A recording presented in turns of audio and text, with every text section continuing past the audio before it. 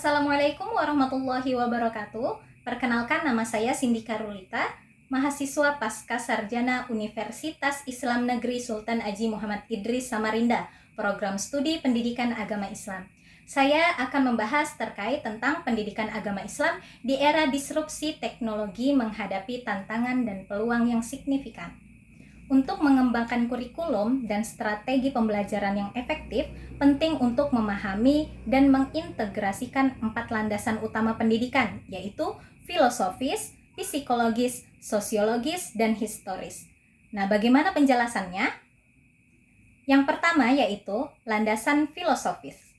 Dalam Islam, pendidikan bertujuan membentuk manusia yang beriman, berilmu, dan berakhlak mulia. Landasan ini menekankan bahwa tujuan akhir pendidikan adalah mencapai kebahagiaan dunia dan akhirat melalui pengembangan potensi manusia secara holistik atau menyeluruh. Kemudian nilai-nilai seperti tauhid, keadilan, dan ihsan menjadi dasar dalam merancang kurikulum dan strategi pembelajaran pendidikan agama Islam. Kemudian yang kedua yaitu landasan psikologis.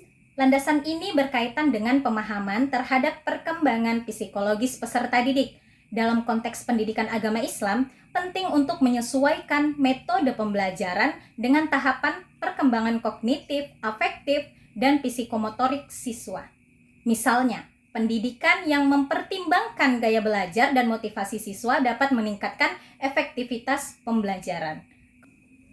Yang ketiga, landasan sosiologis. Pendidikan tidak terlepas dari konteks sosial masyarakat. Landasan sosiologis menekankan pentingnya pendidikan dalam membentuk individu yang mampu berinteraksi serta berkontribusi positif dalam masyarakat. Dalam pendidikan agama Islam, hal ini berarti mengajarkan nilai-nilai sosial seperti ukhuwah, tolong-menolong, dan keadilan sosial. Kemudian yang keempat yaitu landasan historis. Sejarah pendidikan Islam memberikan pelajaran berharga dalam pengembangan kurikulum dan strategi pembelajaran. Landasan historis ini mengajarkan pentingnya mempertahankan nilai-nilai tradisional yang positif sambil beradaptasi dengan perkembangan zaman. Misalnya, metode halakoh dan talaki yang digunakan di masa lalu dapat diadaptasi dengan teknologi modern untuk pembelajaran pendidikan agama Islam pada saat ini. Bagaimana analisis hubungan antara keempat landasan tersebut dalam dinamika peserta didik zaman sekarang atau bisa kita sebut dengan generasi Gen Z. Generasi Gen Z yang lahir antara pertengahan 1990 hingga awal 2000 dan saat ini memiliki karakteristik unik seperti keterampilan teknologi yang tinggi, kecenderungan multitasking, dan preferensi terhadap pembelajaran yang relevan dan kontekstual. Keempat landasan tersebut dapat diintegrasikan untuk memenuhi kebutuhan mereka. Yang pertama yaitu filosofis, menanamkan nilai-nilai Islam yang mendalam melalui pendekatan yang relevan dengan kehidupan sehari-hari mereka. Kemudian yang kedua yaitu psikologis, menggunakan metode pembelajaran yang sesuai dengan gaya belajar mereka, seperti pembelajaran yang berbasis proyek atau penggunaan media digital interaktif. Yang ketiga yaitu sosiologis, mendorong kolaborasi dan interaksi sosial melalui diskusi kelompok dan proyek komunitas yang mengajarkan nilai-nilai sosial.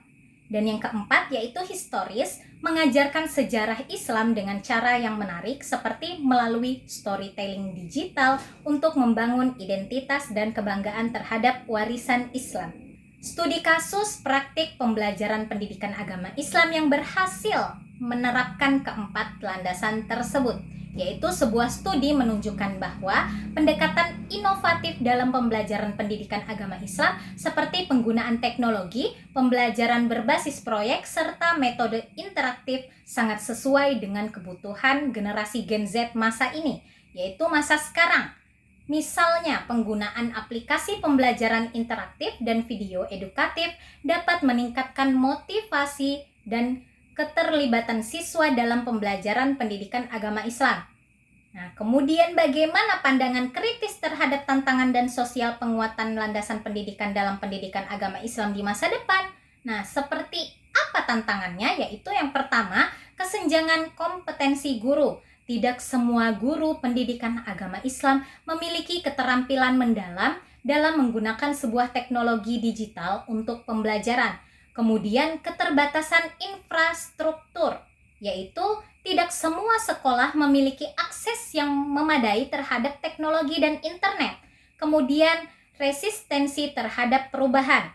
Nah, sebagaimana pendidik mungkin enggan mengadopsi sebuah metode atau pembelajaran baru yang berbasis teknologi. Bagaimana solusi dalam menghadapi tantangan tersebut? Yaitu yang pertama, adanya pelatihan dan pengembangan profesionalitas yang menyelenggarakan pelatihan bagi guru pendidikan agama Islam untuk meningkatkan kompetensi dalam penggunaan teknologi dan metode pembelajaran yang inovatif. Kemudian yang kedua yaitu pengembangan kurikulum adaptif. Merancang kurikulum pendidikan agama Islam yang fleksibel dan dapat disesuaikan dengan perkembangan teknologi dan kebutuhan peserta didik. Kemudian yang ketiga, adanya kolaborasi dengan komunitas. Nah, misalnya melibatkan orang tua dan komunitas dalam proses pembelajaran untuk memperkuat nilai-nilai sosial serta moral. Kemudian yang keempat, yang terakhir yaitu penggunaan sumber daya digital. Nah, hal ini memanfaatkan sumber daya digital yang tersedia untuk mendukung pembelajaran pendidikan agama Islam secara interaktif dan menarik.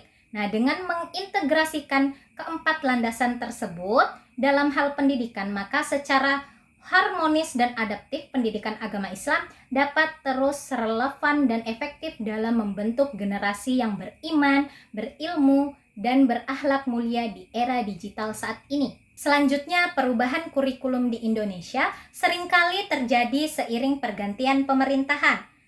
Bagaimana analisis kritis terkait dinamika tersebut?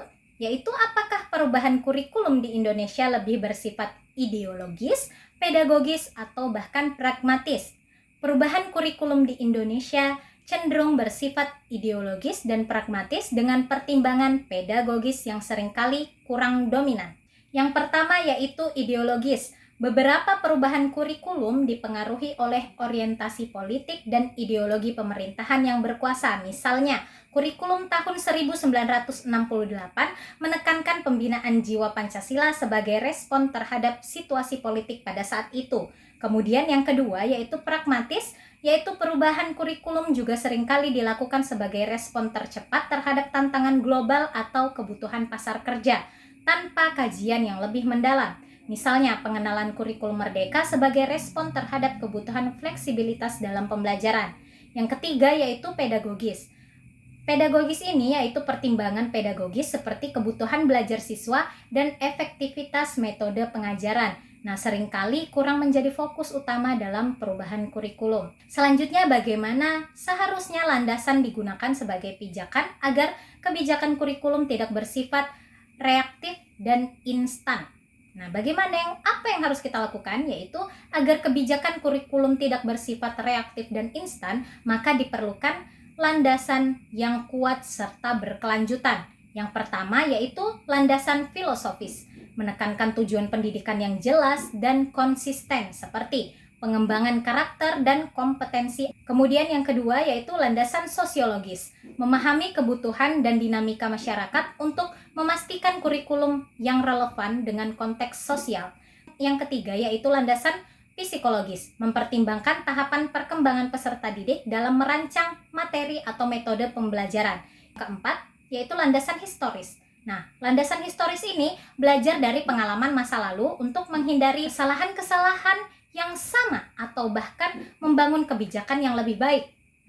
Kemudian dengan menggunakan keempat landasan tersebut secara integratif, maka kebijakan kurikulum dapat dirancang secara lebih matang dan berkelanjutan.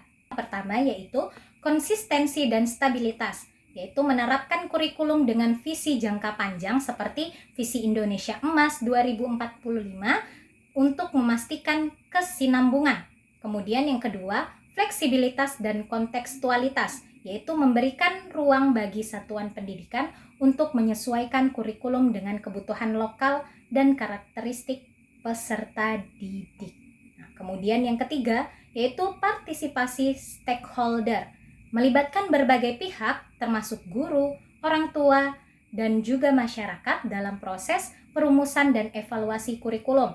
Yang keempat, yaitu berbasis data dan evaluasi, yaitu menggunakan data empiris dan hasil evaluasi untuk melakukan perbaikan kurikulum secara berkelanjutan. Nah, yang kelima ini yaitu integrasi nilai-nilai global, mengadopsi prinsip-prinsip global, yaitu untuk memastikan kurikulum relevan dengan tantangan global. Dengan kerangka tersebut, kebijakan kurikulum dapat lebih adaptif, relevan, dan berkelanjutan dalam menghadapi dinamika zaman sekarang. Sekian penjelasan yang dapat saya sampaikan. Semoga hal ini mendapat menjadi manfaat bagi para pendengar. Saya akhiri. Wassalamualaikum warahmatullahi wabarakatuh.